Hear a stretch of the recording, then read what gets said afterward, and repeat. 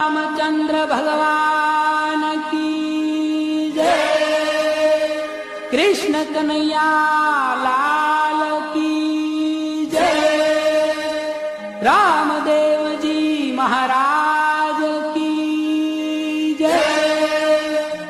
ओम नमः पार्वती पते।